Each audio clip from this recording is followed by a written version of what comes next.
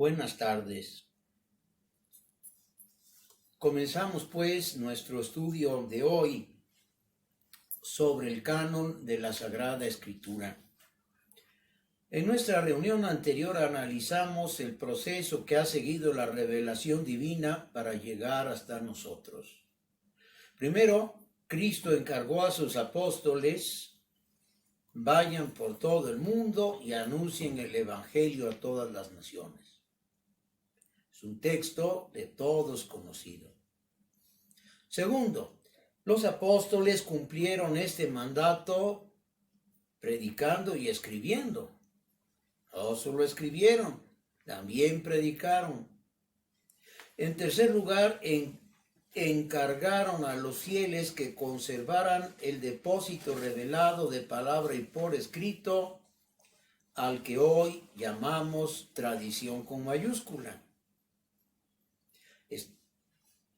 Finalmente, esta tradición ha sido confiada a los sucesores de los apóstoles.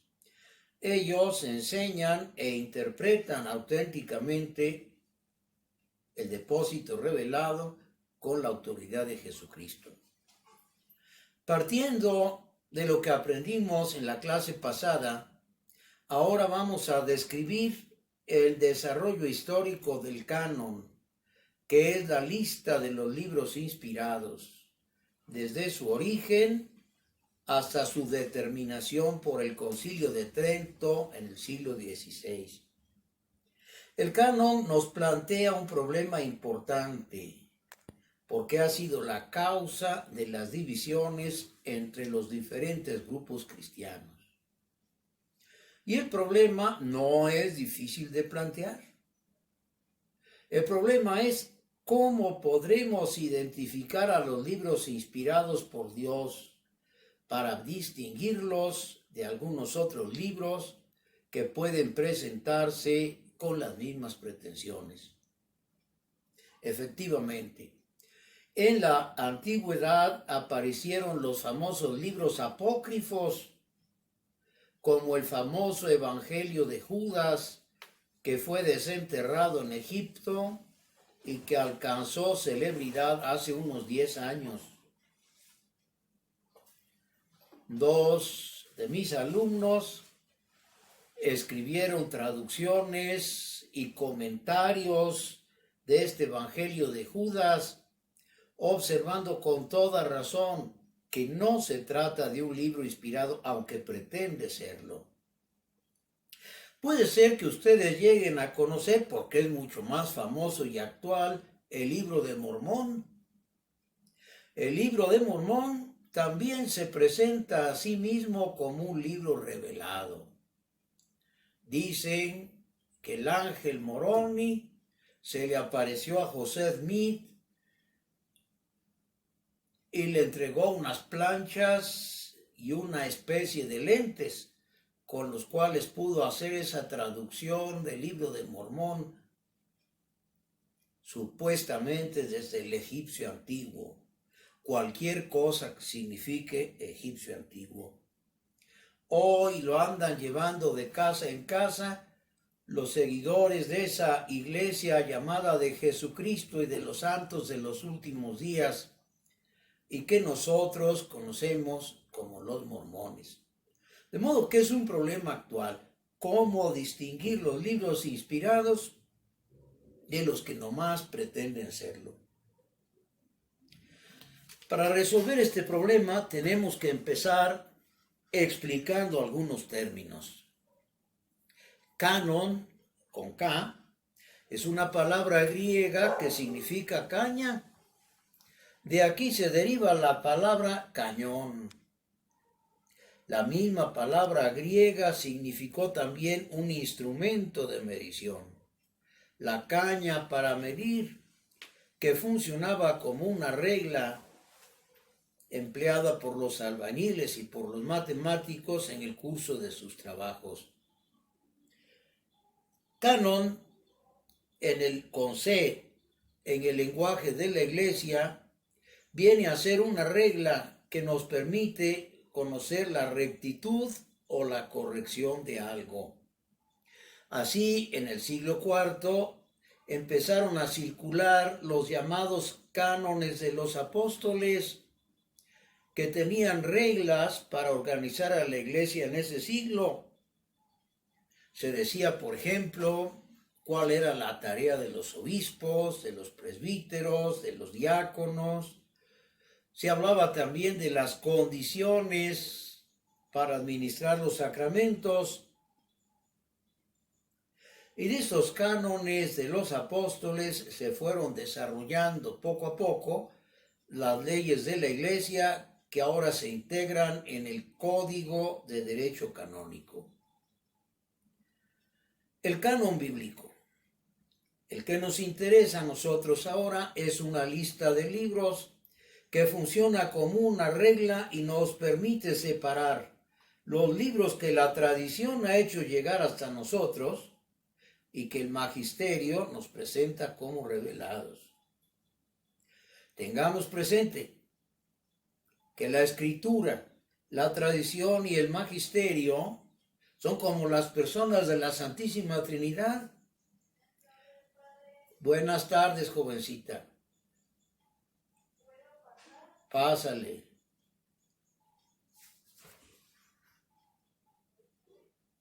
No se pueden separar. Tienen que permanecer siempre unidos. En consecuencia, los libros canónicos son únicamente los que se encuentran en el canon.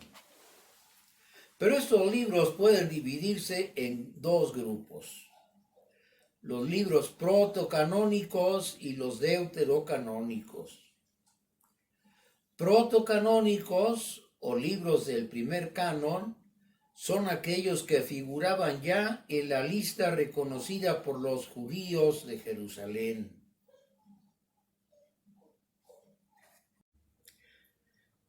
Llamamos protocanónicos o libros del primer canon a aquellos que ya figuraban en la lista reconocida por los judíos de Jerusalén. Todos estos libros están escritos en hebreo y son aceptados hoy por todos, tanto judíos como cristianos, católicos y protestantes. Recordemos que protos en griego quiere decir primero. Distintos son los libros deuterocanónicos o pertenecientes al segundo canon. Se les llama así a algunos libros escritos en Alejandría por los judíos que vivían en Egipto y vivían la cultura griega desde antes de Jesucristo. Los libros deuterocanónicos han llegado hasta nosotros escritos en griego. No son aceptados por los judíos y los protestantes han tomado una actitud ambivalente. Dicen que no son libros inspirados, no los admiten como inspirados, pero que contienen buenas ideas que pueden edificarnos. Aquí quedan estos pobres libros como la India María, que ni es de aquí ni es de allá. En cambio, son recibidos por los católicos y los ortodoxos. Otro grupo de libros se llaman apócrifos, que quieren decir escritos aparte. Así se llaman por haber sido escritos y utilizados por grupos que estaban apartados de la iglesia y que recibían el nombre bastante general de gnósticos. Estos libros no son aceptados ni por los católicos ni los protestantes, aunque, como en el caso del Evangelio de Judas, en estos últimos años han alcanzado una gran popularidad. Apó significa a un lado y grafos, escrito. Volvamos ahora al problema que nos ocupa. ¿Cómo podemos distinguir los libros canónicos revelados por Dios, separándolos de los demás que se nos presentan como tales? ¿De qué manera podemos distinguirlos? Bueno, sobre este punto se han propuesto los 3 criterios siguientes. Primer criterio. ¿Podríamos distinguir estos libros por sus efectos en nuestra alma? Si un libro es inspirado por Dios, debe producir algo: arrepentimiento en el corazón, paz en la mente, iluminación en la inteligencia, alegría espiritual. Así lo afirman algunos protestantes sencillos. Para mí, la Biblia es inspirada porque cuando la leo encuentro paz. Porque cuando la abro, siento que ilumina mi vida. De hecho, hay una superstición que se llama la adivinación bíblica. No sé si ustedes hayan oído hablar alguna vez de eso. Hay personas que dicen, pues yo abro la Biblia. Cuando tengo una duda, cuando tengo un problema en vida, abro la Biblia al azar. Y ahí en esa página voy a encontrar el resultado. Bueno, pues es un método muy riesgoso, porque ¿qué tal si en un problema matrimonial abren la Biblia por el libro del Génesis y va saliendo ese pasaje donde la esposa de Abraham, Sara, expulsa al desierto a la criada y al hijo natural de Abraham? Este criterio no es el bueno. Hay páginas de la Biblia que son verdaderamente duras. Decía el apóstol San Pablo que la palabra de Dios es como una espada. Y nosotros podríamos decir que es como un bisturí, pero sea espada o sea bisturí, siempre cortará. No es bueno a este criterio porque es un criterio subjetivo. Es un criterio variable en diferentes personas. Es más, incluso pudiera ser que alguna persona fuera indiferente y la lectura del Evangelio no le diera ni arrepentimiento, ni paz, ni iluminación, ni alegría. Hay que buscar, pues, otro criterio. Y el segundo criterio es el que propuso Lutero. Los libros inspirados son los que nos dan a conocer a Jesucristo como nuestro Señor y Salvador. Y dice Lutero, este es un criterio objetivo, es un criterio teológico, lo puede utilizar cualquier persona que lea la Biblia. Basta con abrir la Biblia para darnos cuenta que nos habla de Dios, que nos habla de Jesús, que nos habla del bien. Esto es bastante cierto, pero no del todo. Hay un libro de la Biblia que es el Cantar de los Cantares, que no nombra a Jesús, ni siquiera a Dios. Tampoco habla del arrepentimiento, ni del camino que nos lleva al cielo. Y sin embargo, el Cantar de los Cantares es un libro protocanónico. Es aceptado por todos, católicos, protestantes y judíos. Por eso, el criterio de Lutero no es suficiente. Afortunadamente, nosotros tenemos para esto la ayuda del magisterio de la Iglesia, y al hablar de la tradición, en nuestra clase anterior nos referimos al número 8 de la Dei Verbum, donde nos dice que la Iglesia conoce el canon por la tradición. Y nos explica por qué. Mediante la tradición, los apóstoles transmitieron a sus sucesores la palabra de Dios. Mediante la tradición, quisieron que fuera guardada fielmente. Como San Pablo le dijo a Timoteo, Timoteo, conserva el buen depósito mediante el Espíritu Santo que habita en nosotros, y cuanto me has oído en presencia de muchos testigos, confíalo, pero a hombres fieles, a hombres que sean capaces de transmitirlo a otros.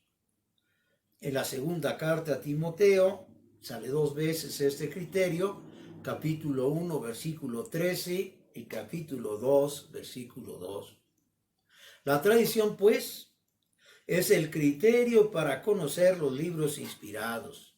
Es aceptado por todos, católicos y ortodoxos orientales.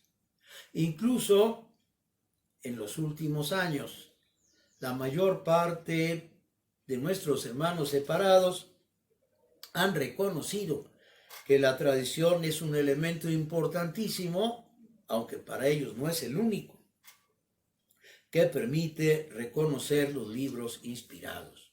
Ahora bien,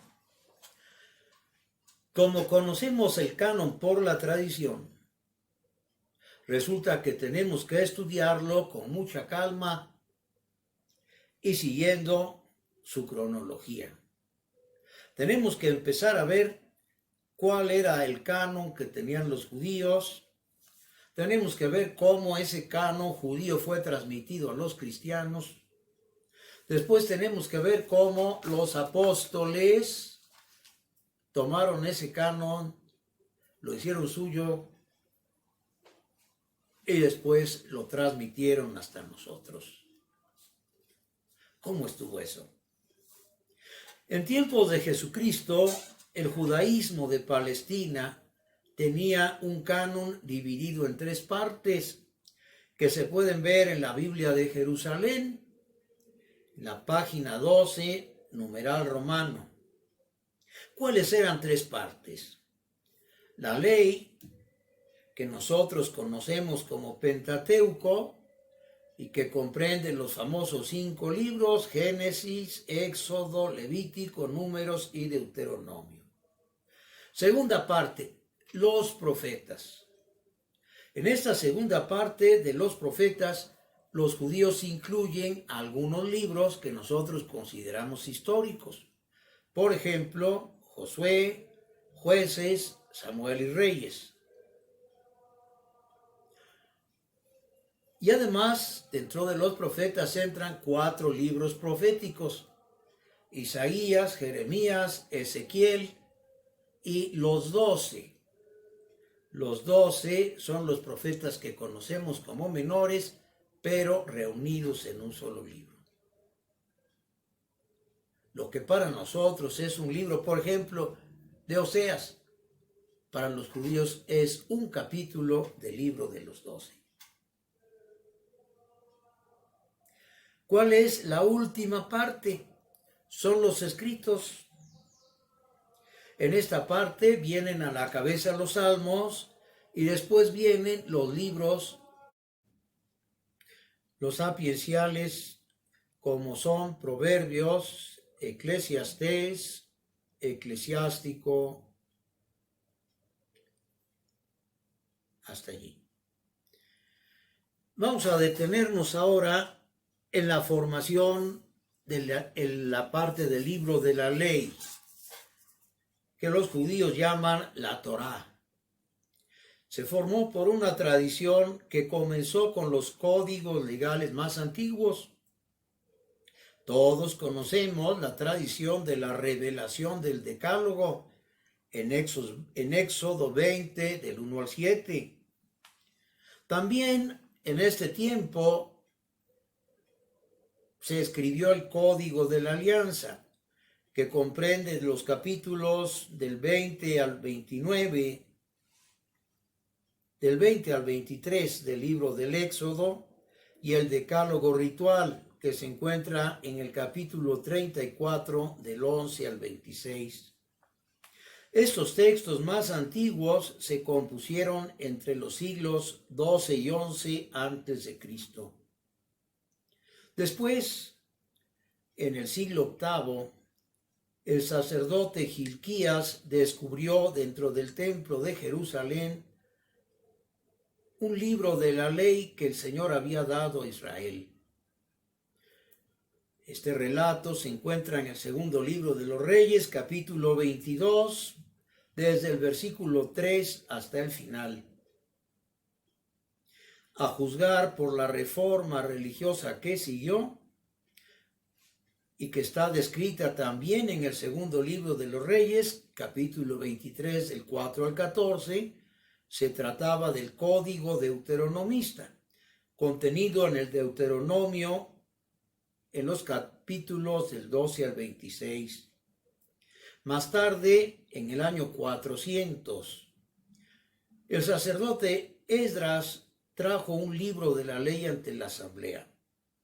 Leyó una parte en la plaza que está delante de la puerta del agua, desde el alba hasta mediodía. Y fue una lectura muy larga, pues siguió Esdras leyendo el libro de la ley de Dios diariamente durante 7 días. Podemos pues afirmar que la ley ya estaba formada cuando se hizo esta lectura a principios del siglo IV antes de Cristo. Y esto se comprueba porque los samaritanos, un pequeño grupo religioso que todavía hoy existe en Israel, quienes se separaron de los judíos en el siglo V antes de Cristo, tienen una versión del Pentateuco que coincide, hablando en general, con la de los judíos. La segunda parte de la Biblia judía comprende a los profetas. Hemos dicho que la tradición judía reconoce 2 grupos de libros proféticos. Los profetas mayores comprenden los libros de Josué, Jueces, Samuel y Reyes. Y nosotros nos preguntamos, pues, ¿por qué los libros de los reyes? Bueno, porque allí salen varios profetas. Sale Elías, sale Eliseo, sale Natán. Por esa razón los judíos llaman a estos 4 libros los profetas anteriores. De los profetas posteriores ya dijimos que los componen Isaías, Jeremías, Ezequiel y los 12. ¿Cuándo quedaron por escrito estos libros? Bueno, nos informa la misma Biblia. Sabemos que Nehemías, para fundar una biblioteca, reunió los libros referentes a los reyes y a los profetas, incluyendo a los de David. De modo que en el siglo III podemos considerar formada esta parte del Antiguo Testamento y naturalmente podemos considerar también aquí a los Salmos, el libro que fue atribuido a David. Los escritos. Es probable que todos los libros que terminaron por ser aceptados por el pueblo judío dentro de la sección de escritos hayan sido redactados después del exilio. Parece que Daniel y Esther fueron los únicos en escribirse. El traductor del libro de Sirácides, por otro nombre conocido como libro del Eclesiástico, nos dice que muchas y muy importantes lecciones se nos han transmitido por la ley, los profetas y los otros escritos que los han seguido, por las cuales se debe encomiar a Israel por su instrucción y sabiduría. De modo que podemos pensar que hacia fines del siglo II se había formado ya la última serie de libros, que recibirá en el Talmud ya el nombre de escritos. Ahora bien, no olvidemos que nuestro argumento para encontrar el canon es de tradición, y tradición significa entrega. Entonces, este argumento empieza a ser aceptable cuando los judíos entregan en manos de Jesucristo estos libros y Jesucristo los acepta. Esto lo encontramos en el Evangelio de San Mateo, capítulo 5, versículos del 17 al 18.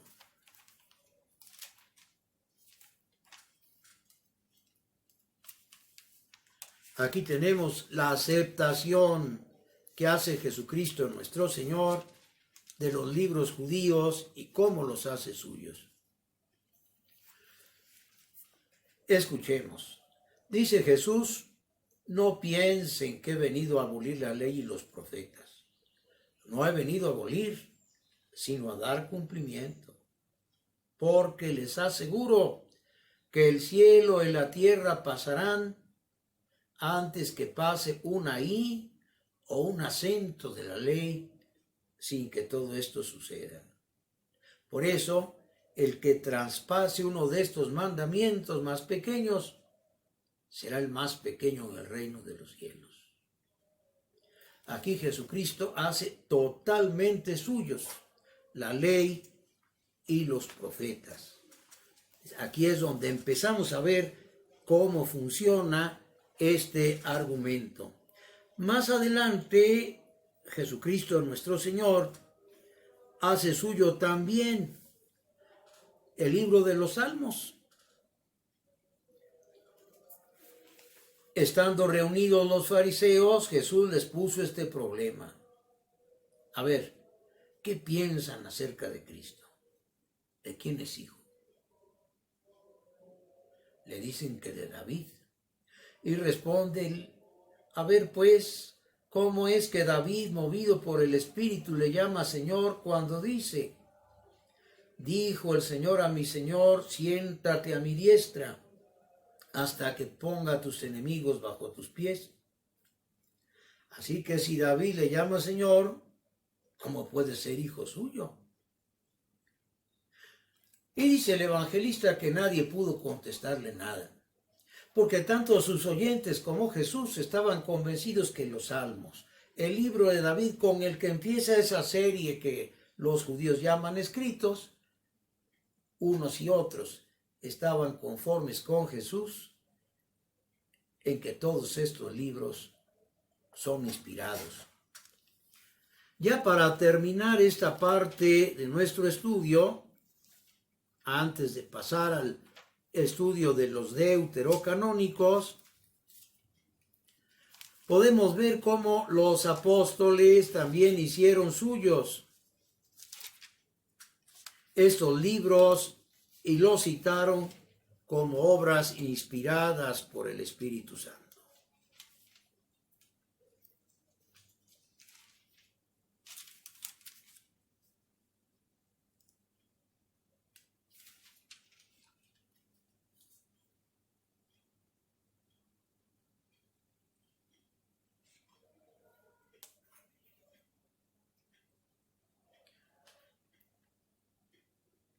Hablando de la necesidad de conseguir un apóstol que sustituyera a Judas, en el libro de los Hechos leemos que San Pedro dice, era preciso que se cumpliera la escritura en la que el Espíritu Santo por boca de David había hablado de Judas, el que fue guía de los que prendieron a Jesús. Pues en el libro de los Salmos está escrito, que quede su morada desierta y no haya quien habite en ella. Y un poco más adelante, que otro reciba su cargo. Aquí también los apóstoles aceptan esta lista de libros elaborada por los judíos como un criterio para saber lo que fue inspirados por el Espíritu Santo.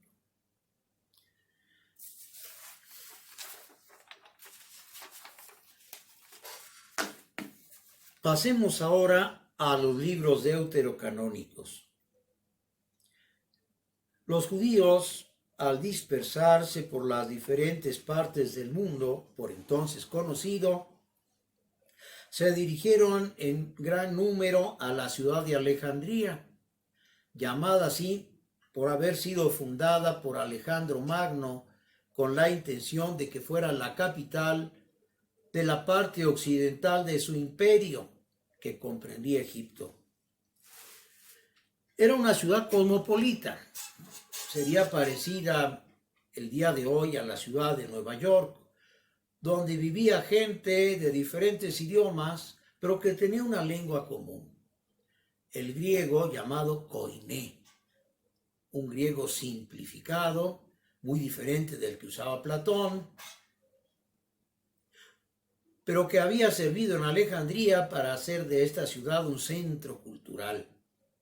Allí estuvo la primera biblioteca de tipo internacional, que fue una de las maravillas del mundo antiguo, la Biblioteca de Alejandría, y donde los reyes de Egipto, sucesores de Alejandro Magno, tuvieron la pretensión de reunir las producciones literarias de todos los pueblos y también, naturalmente, del pueblo judío que pertenecía a su imperio.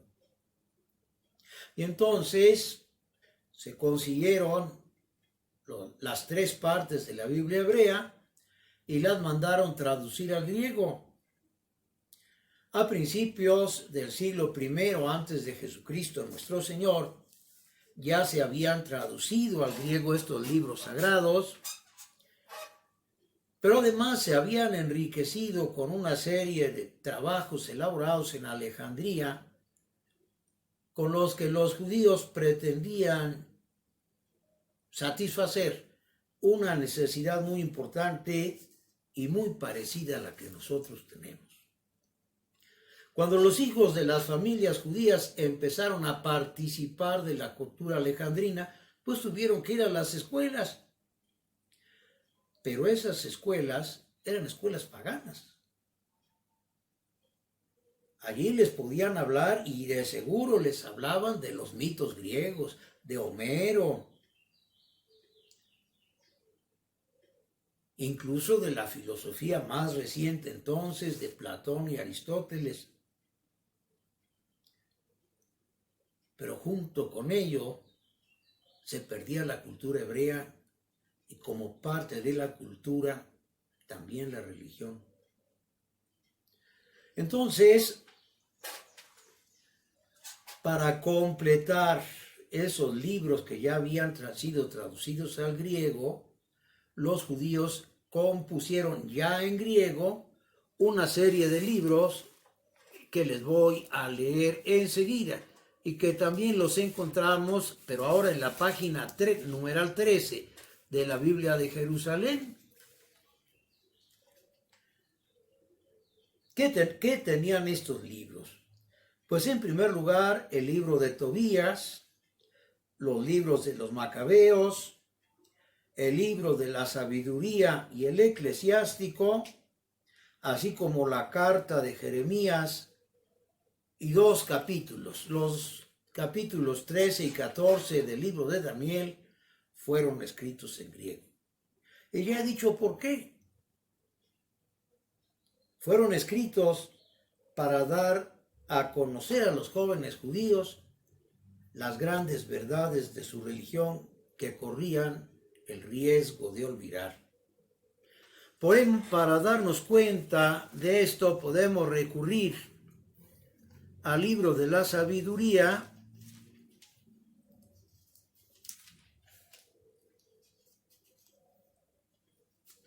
en el capítulo 13.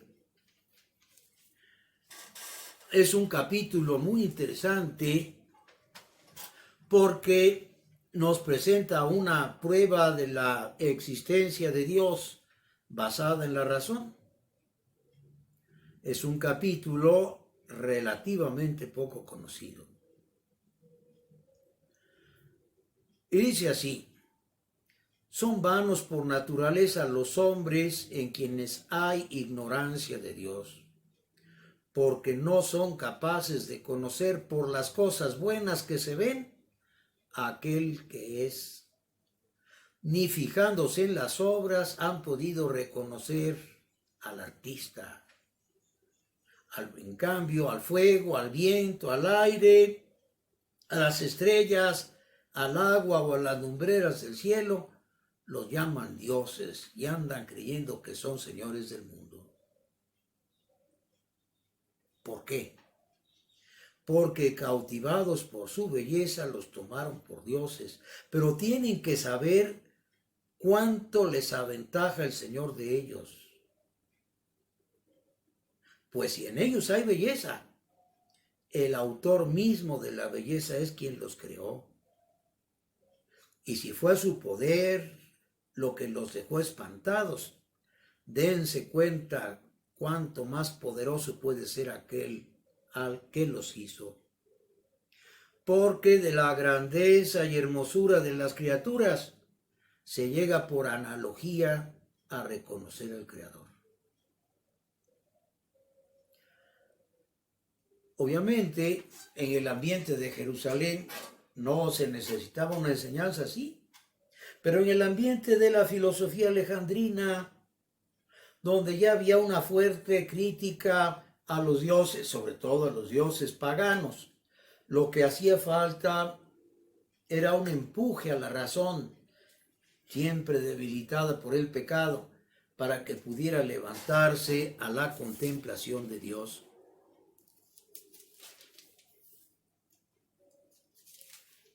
Mucho más perfecta y conocida entre nosotros es la oración para alcanzar sabiduría, que está en el capítulo 9 de este libro, y en la que no voy a insistir porque muchos de ustedes tal vez la han leído hoy en la liturgia de laudes, uno de los cánticos de laudes es el capítulo 9 de la sabiduría.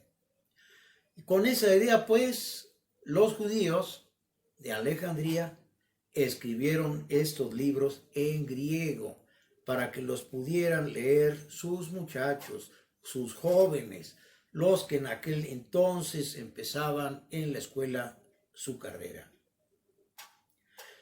De modo que, junto a la Biblia hebrea que se tenía en Palestina y que formó el primer canon,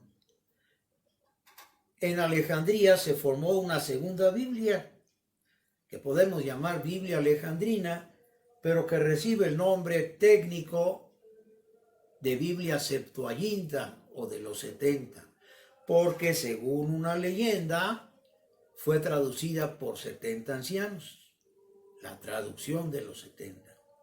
Ahora bien, para nosotros es muy importante porque estos libros deuterocanónicos, aunque no los mencionó Jesús, como mencionó la ley, los profetas y los salmos, estos libros deuterocanónicos fueron citados por los apóstoles. Decíamos que en el Antiguo en los autores del Nuevo Testamento se encuentran bastantes alusiones a los libros deuterocanónicos. Podemos encontrar una lista en la hoja que se les va a anexar y vamos a fijarnos nada más en 3 ejemplos.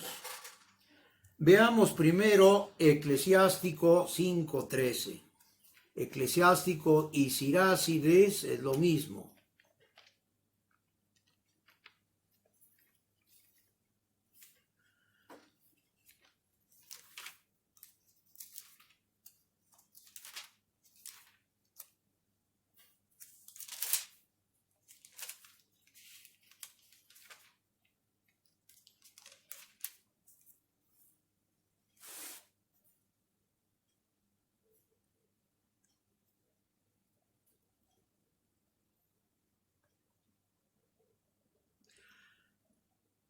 Gloria y deshonra caben en el hablar, porque en la lengua del hombre está su ruina. Que no se te llame maldiciente y no pongas lazos con tu lengua, porque así como sobre el ladrón cae la vergüenza, cae la condenación sobre la lengua doble. En la carta de Santiago, capítulo 3, versículo 6.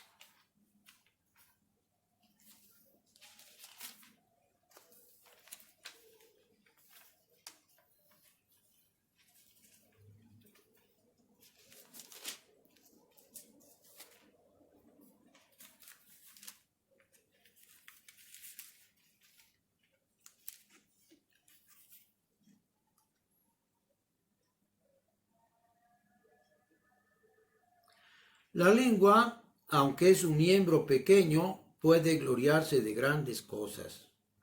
La lengua es fuego en un mundo de maldad. La lengua contamina todo el cuerpo y prende fuego a la rueda de la vida desde sus comienzos.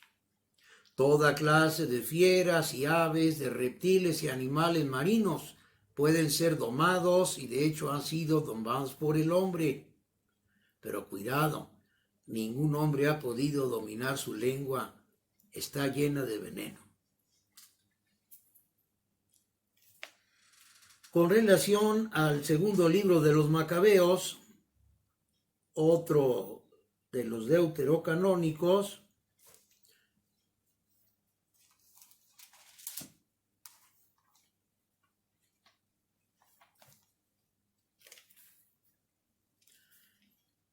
en el capítulo 6, versículo 18,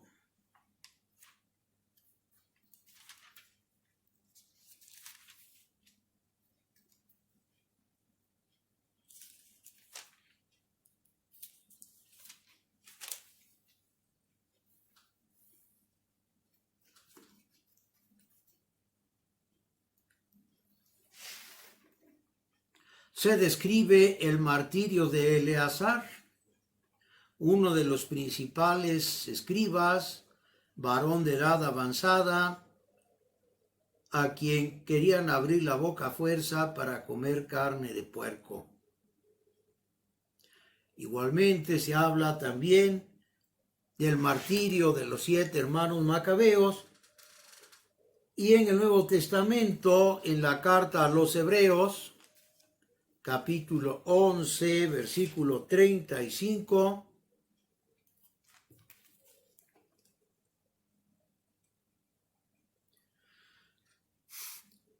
se describen los tormentos sufridos por los hombres del Antiguo Testamento, diciendo: hicieron justicia, cerraron la boca a los leones, sufrieron la violencia del fuego, escaparon del filo de la espada, fueron valientes en la guerra, rechazaron ejércitos extranjeros.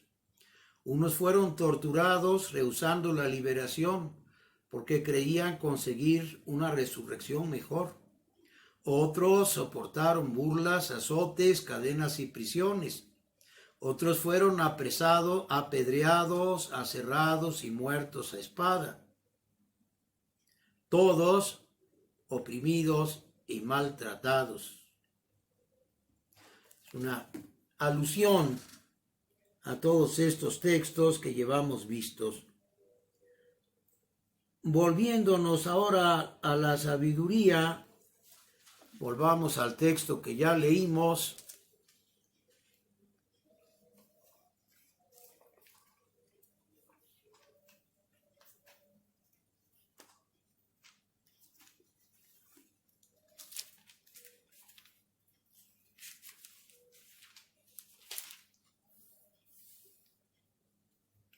¿Recuerdan ustedes el que hablaba de la existencia de Dios? San Pablo vuelve a tomar el argumento en la primera carta a los Romanos, capítulo 1, versículo 19. Ya habíamos leído el texto de la sabiduría.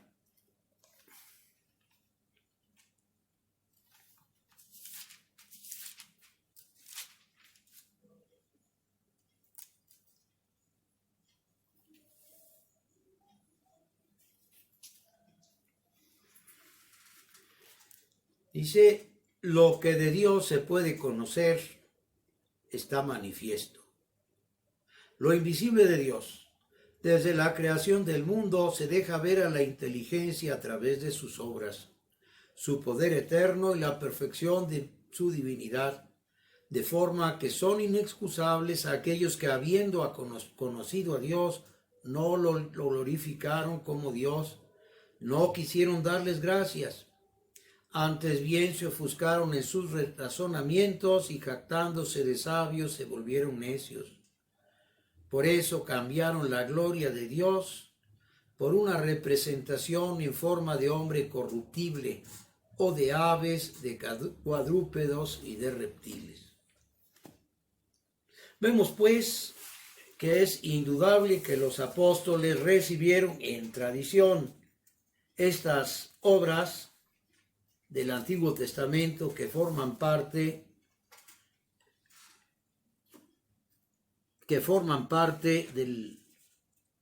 de los deuterocanónicos. Ahora bien, ¿qué hizo la iglesia primitiva con estos libros deuterocanónicos? Bueno, pues estos libros deuterocanónicos tuvieron ciertos altibajos. En un primer momento, es indudable que la iglesia primitiva no tuvo ninguna duda de la autoridad de los deuterocanónicos. San Clemente Romano, por ejemplo, aduce el ejemplo de Judith y la fe de Esther. San Policarpo alude a Tobías. San Ignacio de Antioquía, de nuevo al libro de Judith. Fue en un segundo momento, cuando empezaron las disputas de los cristianos contra los judíos, cuando los cristianos se vieron obligados a fijarse únicamente en los libros protocanónicos, porque los judíos no admitían a los deuterocanónicos. Eso se vio en San Justino, en Atenágoras y en San Ireneo. Orígenes, en cambio, se sirve con frecuencia de todos los libros deuterocanónicos y los considera inspirados. Lo mismo sucede con Tertuliano y con San Cipriano. Esta tradición es confirmada por los antiguos monumentos, por las pinturas y esculturas con las cuales se adornaban los cementerios cristianos primero y las iglesias después.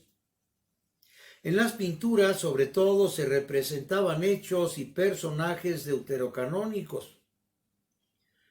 Se han encontrado los arqueólogos 3 pinturas y 2 esculturas de Tobías, incluyendo una muy famosa con el perro de Tobías. En el libro de Tobías sale un perro que los acompaña cuando se van y sale a recibirlos después cuando regresan.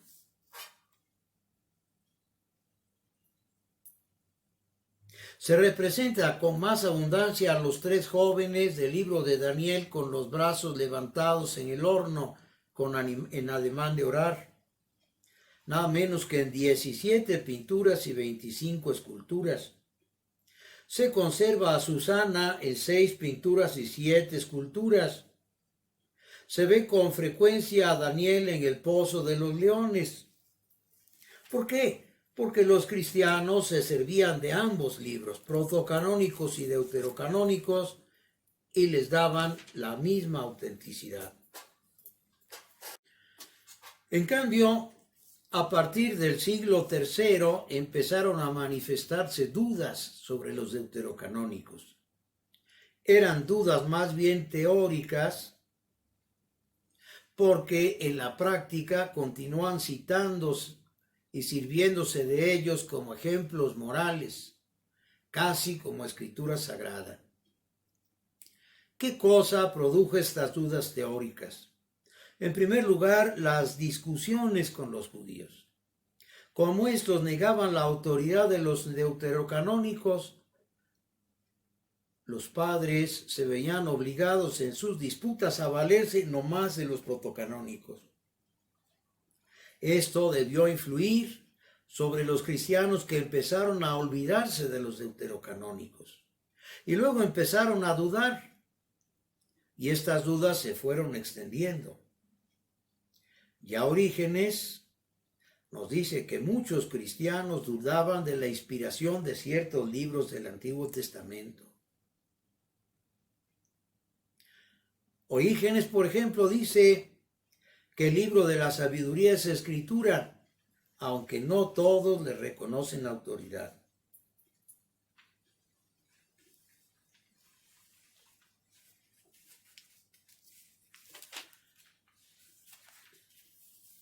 Ya en el siglo V las dudas van disminuyendo poco a poco. Encontramos alguno que otro testimonio de un escritor que se atreve a rechazar los deuterocanónicos. Sin embargo, las dudas fueron penetrando en Occidente e influyeron sobre ciertos padres latinos que también llegaron a dudar, como San Hilario, San Rufino y San Jerónimo. A partir del año 390 empezó su traducción directa del hebreo. Y entonces, influido al parecer por sus maestros judíos, solo admitió los libros consignados en la Biblia hebrea.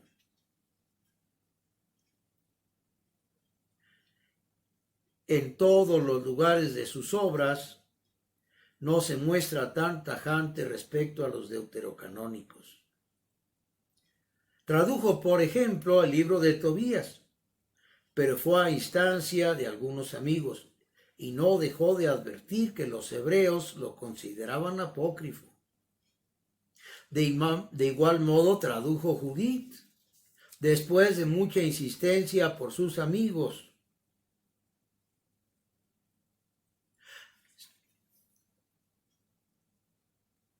Es hoy, pues, opinión bastante común que San Jerónimo negó la inspiración de los deuterocanónicos.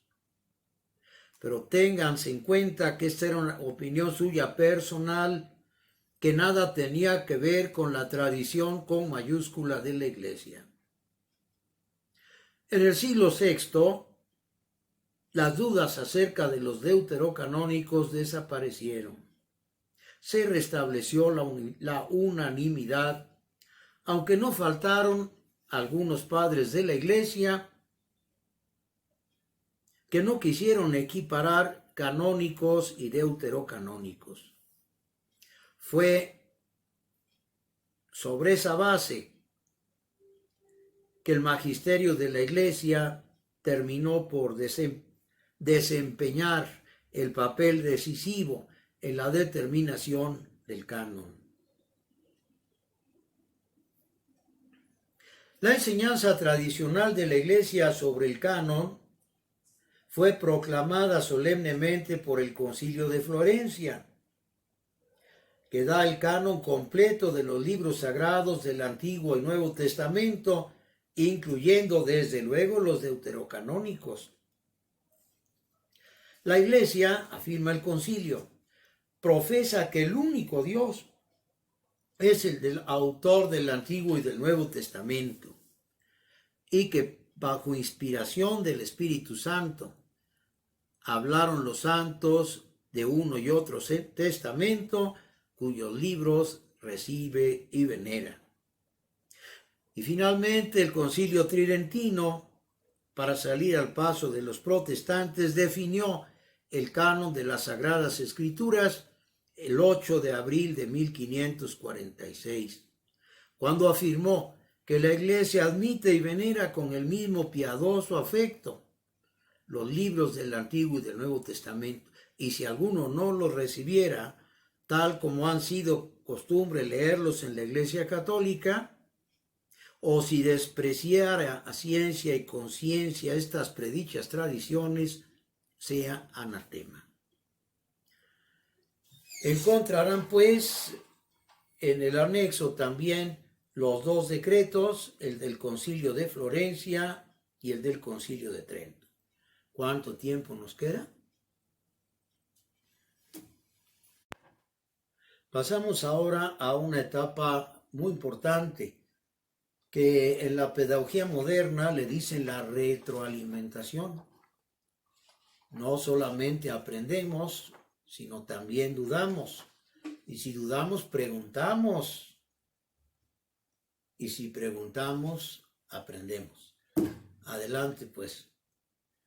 Gracias, padre. La primera pregunta, en su clase anterior nos presentó los tipos de notas convenientes en las traducciones.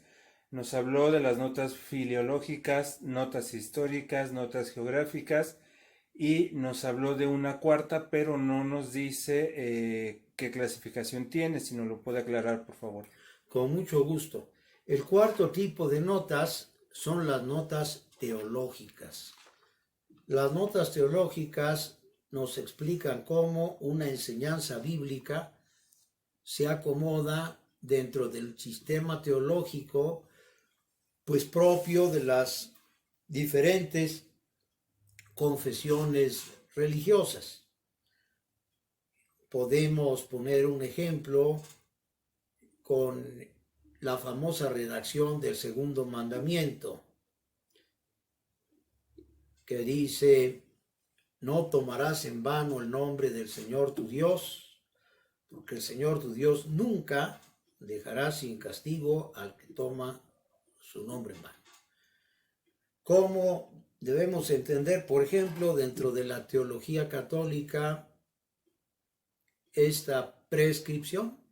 Bueno, nosotros la entendemos con un profundo respeto al nombre de Dios. Nuestros catequistas lo expresan así: no jurarás el nombre de Dios en vano. Sin embargo, es indudable aún dentro de la teología católica que el nombre de Dios merece nuestro respeto más profundo. Judíos, por ejemplo, no admiten de ninguna manera que se pronuncie el nombre de Dios revelado a Moisés, tal como se encuentra en ese texto del Antiguo Testamento. Es más, en sus Biblias han arreglado las cosas de modo que no se pueda leer. La palabra que se puede leer no tiene significado alguno porque tiene las consonantes del nombre de Dios, pero tiene unas vocales arbitrarias. En cambio, para otra tradición, los famosos testigos, pues el nombre de Dios pues es indispensable para tratarlo con familiaridad. Entonces, las notas teológicas en las Biblias de diferentes confesiones, yo me resisto a llamarlas iglesias porque creo que nada más hay una, santa, católica y apostólica, pues seguramente tendrán distintos tipos de notas teológicas. Las siguientes preguntas son más de carácter apologético. La compañera Guadalupe Flores pregunta: entonces, ¿a qué edad en realidad deben ser bautizados? ¿Desde niños o adultos? Bueno, la respuesta es cuanto antes.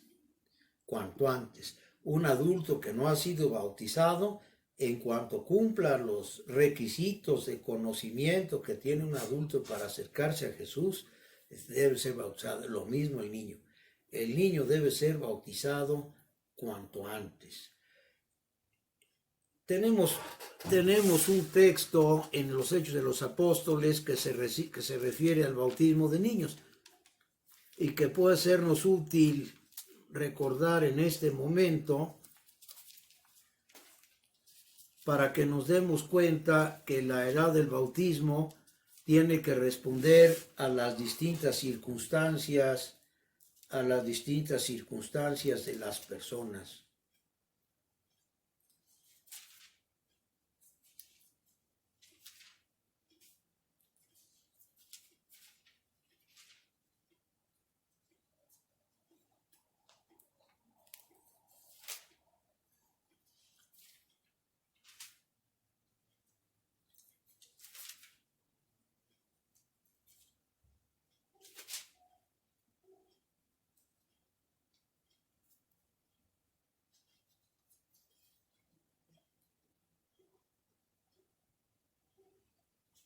Bien, se trata de la liberación de los misioneros en Filipo. Hacia la medianoche Pablo y Silas estaban en oración cantando himnos y los presos los escuchaban. De repente se produjo un terremoto tan fuerte que los cimientos de la cárcel se conmovieron. Se abrieron las puertas, se soltaron las cadenas. Despertó el carcelero, vio las puertas de la cárcel abiertas, sacó la espada para suicidarse porque creyó que los presos habían huido, pero Pablo le gritó: no te hagas ningún mal, estamos todos aquí. El carcelero pidió luz y entró y se arrojó a los pies de Pablo y Silas. Entonces los sacó y les preguntó: a ver, señores, ¿qué tengo que hacer para salvarme? Le respondieron: ten fe en el Señor Jesús y te salvarás tú y tu casa.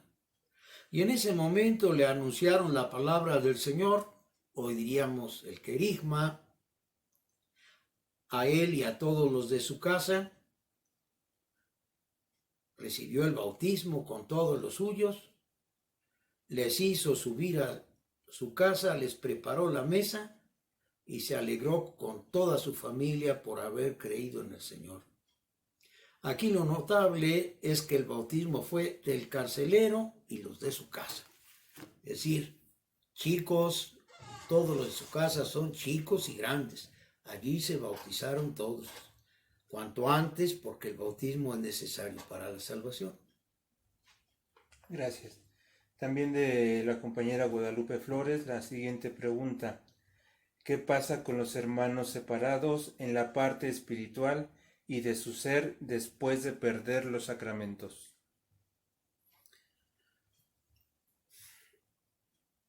Bueno, esa pregunta sí es un poco complicada porque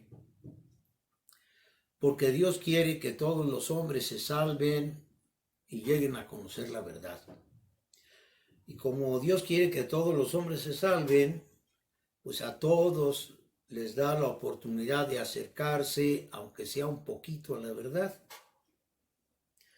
De modo que la visión que nosotros debemos tener de la iglesia debe parecerse a una serie de círculos concéntricos. En la orilla se encuentran los que podríamos llamar cristianos anónimos, los que en la Biblia se llaman los temerosos de Dios, los que creen que Dios existe, los que creen que Dios premia, también los que creen que Dios castiga. Por eso se llaman temerosos de Dios, ¿verdad? Y Dios no está lejos de ellos porque, como dice San Pablo, en Él vivimos, nos movemos y existimos. En un círculo más interno están los que aceptan a Jesucristo, pero tienen reservas para aceptar a la iglesia. Realmente la herejía y el cisma son dos nombres que damos a las reservas que la gente pone para pertenecer a la iglesia. La herejía, mucho más grave, es el acto de escoger qué verdades voy a creer y qué verdades no. Por ejemplo, voy a creer en la revelación, pero no voy a creer en la Virgen María como Madre de Dios que se encuentra en la revelación. Eso es la herejía. El cisma. Bueno, yo no tengo problema con ninguna de las verdades. Mi problema es muy humano. El cismático dice: me cae mal este papa o me cae mal este obispo. Y entonces yo rompo, no con la iglesia, mucho menos con Jesús. Rompo con este Señor del que nuestro Redentor dijo: el que a él oye, a mí me oye. Y hay una ruptura indudablemente, aunque no tenga la gravedad de las otras. De modo que finalmente todo el mundo tiene un hilo. Y si de veras se agarra de ese hilo, si de veras lo sigue, si de veras se prende a ese hilo, pues sin duda puede subir a la barca de San Pedro. Si es que quiere. No sé si quedó esto claro. Creo que sí. La última pregunta. Entiendo que la castidad de San José no era necesaria para la señal dada por Dios y revelada a Isaías en el texto del Emanuel, pero entiendo que la castidad de San José sí era necesaria en el ministerio de la Sagrada Familia. ¿Es válido poner en duda la castidad de San José? Bueno, tal vez decir que es válido sería demasiado, pero hay que saber que Este problema ha sido interpretado en la historia de la Iglesia de dos maneras diferentes, por los padres orientales y por los padres occidentales. Todos los padres occidentales, siguiendo el estudio cuidadosísimo que hizo San Jerónimo del uso de la palabra hermano en la Sagrada Escritura, desde el Génesis hasta el Apocalipsis, llegaron a la conclusión de que la palabra hermanos de Jesús se aplica a los parientes de Jesús. No podemos seguir ahorita. Les pondré con el tiempo unas concordancias en el material que se les entregue para que puedan ver ustedes cuántas veces hay la palabra hermano. Y no se refiere a los hermanos carnales, pero, por ejemplo, en algún momento Abraham le dice a su sobrino Lot: hermano, vamos a separarnos como hermanos. Bueno, esa es la observación muy interesante, muy exhaustiva, muy importante que hace San Jerónimo. Pero los padres orientales, y entre ellos San Juan Crisóstomo, no se tomaron la molestia de leerse toda la Biblia en hebreo a ver cómo se usaba la palabra aj, lo que hizo San Jerónimo, sino que ellos buscaron la otra solución. ¿De qué manera, sin forzar los textos, podemos comprender mejor la posibilidad de que Jesús tuviera hermanos? La Iglesia nunca ha definido ni una cosa ni la otra. En este punto hay libertad. Cada quien puede seguir a San Jerónimo o a San Juan Crisóstomo como sea de su agrado. No puedo decir que vale más una opinión o que vale menos la otra. Finalmente son las opiniones de dos santos excelentes conocedores de la Sagrada Escritura. San Jerónimo, sobre todo del Antiguo Testamento, y los padres griegos, sobre todo del Nuevo Testamento. Serían todas las preguntas. Muy bien. Pero sí, la persona sí entregó lo más importante, sí entendió lo más importante, que la castidad, la virginidad de San José no era necesaria para el cumplimiento de la profecía. Totalmente de acuerdo. Concluimos.